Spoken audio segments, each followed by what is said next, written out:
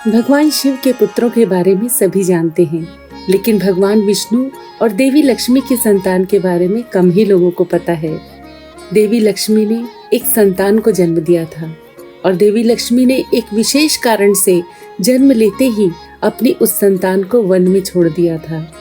देवी भागवत पुराण के 6ठे स्कंद में एक कथा है जिसमें देवी लक्ष्मी के इस पुत्र का उल्लेख मिलता है। वीडियो शुरू करने के पहले मैं बस इतना चाहूंगी कि आप इस चैनल को सब्सक्राइब कीजिए, वीडियो को लाइक और शेयर कीजिए ताकि ज़्यादा से ज़्यादा लोगों तक ये जानकारी पहुंचे और बेल आइकन दबाइए ताकि आपको समय समय पर नोटिफिकेशन मिलता रहे। एक बार भगवान विष्णु बैकुंठ लोक में लक्ष्मी जी के साथ विराजमान थे। उसी समय उच्चेह श्रवा नामक अश्व पर सवार होकर रेवंत का आगमन हुआ।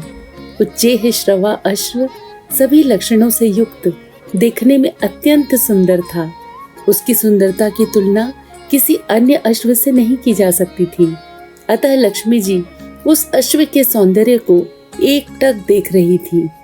ये देखकर भगवान विष्णु द्वारा बार बार झकझोरने पर भी लक्ष्मी जी एकटक अश्व को ही देखती रही। तब इसे अपनी अवहेलना समझकर भगवान विष्णु को क्रोध आ गया और उन्होंने खींचकर लक्ष्मी जी को श्राप देते हुए कहा, तुम इस अश्व के सौंदर्य में इतना खोई हुई हो कि मेरे द्वारा बार बार झकझोरने पर भी तुम्हारा ध्यान इसी में लगा रहा। अतः तुम अश्वी या घोड़ी हो जाओ। तब लक्ष्मी जी का ध्यान भंग हुआ और उन्हें अपने श्राप का पता चला। माँ लक्ष्मी बहुत दुखी हुई। उन्होंने विष्णु जी से क्षमा मांगी।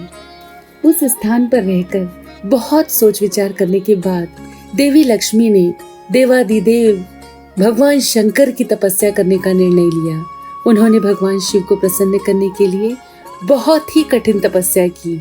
ऐसे कुछ समय बीत जाने के बाद देवी लक्ष्मी की तपस्या से भगवान शिव अति प्रसन्न हुए। शिव जी स्वयं अपनी पत्नी गौरी के साथ नंदी पर सवार होकर देवी लक्ष्मी के सम्मुख प्रकट हुए। भगवान शिव के 5 मुख थे और 10 हाथ थे। उनका शरीर कर्पूर की तरह गोरे रंग का था। गले में नागराज शोभा पा रहे थे। उस समय भगवान शिव ने नरमुंडों की माला धारण कर रखी थी। उन्होंने अपने शरीर पर भस्म लगाए और हाथों में अनेक प्रकार के आयुध धारण कर रखे थे। देवी गौरी भी अत्यंत मनोहर दिखाई दे रही थी।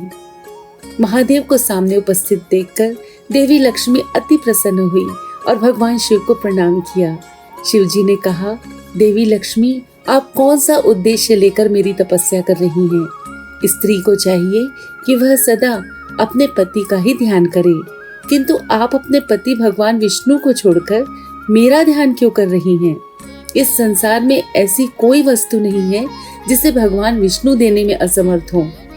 उन भगवान नारायण की इच्छा मात्र से ही अनेक ब्रह्मांड की रचना और संहार हो जाता है। ऐसे सर्वशक्तिमान पति का ध्यान छोड़कर आप मेरा ध्यान क्यों कर रही हैं? भगवान शंकर की यह बात सुनकर देवी लक्ष्मी कहती हैं, प्रभु, मेरे पति नारायण ने मुझे घोड़ी बनने का शाप दे दिया है। इसी कारणवश मैं घोड़ी का रूप धारण करके पृथ्वी पर आकर रह रही हूँ। अभी आपने जो कहा कि स्त्री को अपने पति को छोड़कर किसी दूसरे का ध्यान नहीं करना चाहिए, यह बात बिल्कुल सत्य है। अपने पति के वियोग के दुख से मुक्ति पाने के लिए मैं आपकी तपस्या कर रही हूँ। महादेव की बातें सुनकर देवी लक्ष्मी कहती हैं, प्रभु, एक बार मैंने अपने पति नारायण को ध्यान में लीन देखा था। तब मैंने उनसे कहा, नारायण, आप तो सर्वशक्तिमान हैं।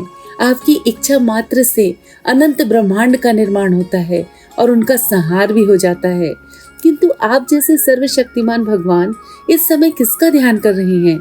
ऐसा कौन है जो आपसे भी पूजित होने के योग्य है? कृपा करके मुझे उस रहस्य को बताने का कष्ट कीजिए। उस समय मेरे पति भगवान विष्णु ने कहा, इस संसार में बहुत कम लोग इस बात को जानते हैं कि मैं और भगवान शिव एक ही हैं। हम दोनों में कोई भेद नहीं है। कभी दैत्यों का संहार करने के लिए मैं भगवान शिव की आराधना करता हूँ, तो कभी कुछ दैत्यों का संहार करने के लिए भगवान शिव मेरी आराधना करते हैं। मैं उनका आराध्य हूँ और वे मेरे आराध्य हैं। हम दोनों में किंचित मात्र भी भेद नहीं है। मेरे प्राण उन भगवान शंकर में बसते हैं और उनके प्राण मुझ में बसते हैं।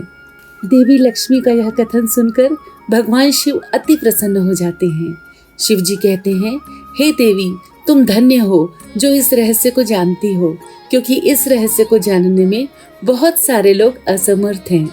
अब आप चिंता करना छोड़ दीजिए, क्योंकि मैं आपको मनोवांछित वरदान देता हूँ। थोड़े ही समय में आपके प्राणप्रिय पति भगवान नारायण आपके समीप होंगे। मैं उनको इस तरह प्रेरित करूंगा कि बहुत शीघ्र ही वे आपके निकट आ जाएं और आपका मनोरथ पूरा हो जाए। मैं जानता हूँ भगवान विष्णु ने जो आपसे कहा है, इस घोड़ी रूपी शरीर से एक पुत्र के उत्पन्न होने के बाद आप इस शाप से मुक्त हो जाएंगी। इतना कहकर भगवान शिव वहीं अंतर्ध्यान हो गए। कुछ समय बाद भगवान शिव की प्रेरणा से भगवान विष्णु जी एक सुंदर घोड़े का रूप धारण करके यमुना और तमसा नदी के संगम स्थान पर आए। वहां पर देवी लक्ष्मी घोड़ी के रूप में रह रही थी। उसके बाद उन दोनों का संयोग हुआ और उनसे एक पुत्र की प्राप्ति हुई। भगवान विष्णु और लक्ष्मी का पुत्र एकवीर के नाम से जाना गया। अब देवी लक्ष्मी शाप मुक्त होकर अपने वास्तविक रूप में प्रकट हो गई। तब भगवान विष्णु ने बताया कि उन्हें घोड़ी बनने का शाप क्यों मिला था। भगवान ने बताया कि राजा ययाति के वंशज हरिवर्मा विष्णु से पुत्र की इच्छा की प्राप्ति के लिए तपस्या कर रहे थे। उन्हें संतान प्रदान करने के लिए उन्होंने यह लीला की है। भगवान ने देवी लक्ष्मी से कहा कि हम अपने पुत्र को यहीं वन में छोड़कर चले जाएंगे और राजा हरिवर्मा इन्हें अपने साथ ले जाएंगे। भगवान विष्णु और देवी लक्ष्मी के इसी पुत्र से हैहेय वंश की उत्पत्ति हुई। ओम महालक्ष्मै नमो नमः। ओम विष्णुप्रियायै नमो नमः। ओम धनप्रदायै नमो नमः।